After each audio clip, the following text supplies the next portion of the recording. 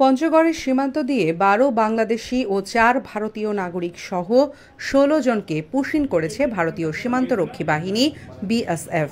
১৪ June শনিবার ভোরে সদর উপজেলার ধাক্কামারা ইউনিয়নের মিস্ত্রিপাড়া ও তেঁতুলিয়া উপজেলার শালবাহান ইউনিয়নের পেদিয়াগজ সীমান্ত দিয়ে তাদের বাংলাদেশে পুশিন করা হয়।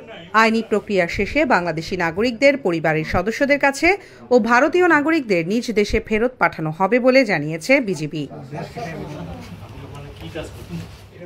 এ বিষয়ে বিজিবি জানায়, পঞ্চগড় সদর উপজেলার ধাক্কামারা ইউনিয়নে পঞ্চগড় ব্যাটালিয়ন ১৮ বিজিবির মিস্ত্রিপাড়া বিওপির দায়িত্বপূর্ণ এলাকায় সীমান্তের মেইন পিলারের ৪২১ নম্বর দিয়ে বিএসএফ এর ১৩২ ব্যাটালিয়নের ঈশানগঞ্জ ক্যাম্পের সদস্যরা ১১ জনকে পুশিন করেছে।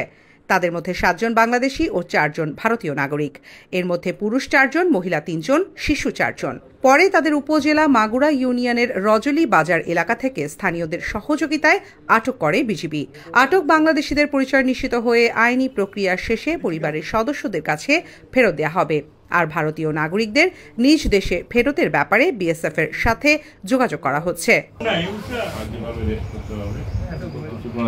এদিকে পঞ্চগড় ব্যাটালিয়ন ১৮ বিজিবির অধীনস্থ পেদিয়াগজ বিওপির দায়িত্বপূর্ণ এলাকায় সীমান্তের মেইন পিলার ৪৩২-এর ১ নম্বর সাব পিলার এলাকা দিয়ে বিএসএফ এর ১৩২ ব্যাটালিয়নের পুরোহিতগঞ্জ ক্যাম্পের সদস্যরা ৫ বাংলাদেশিকে পুশিন করেছে।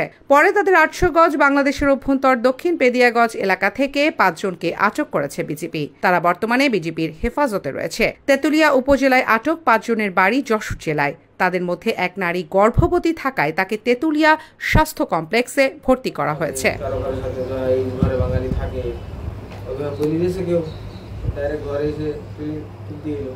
অনেক সোর্স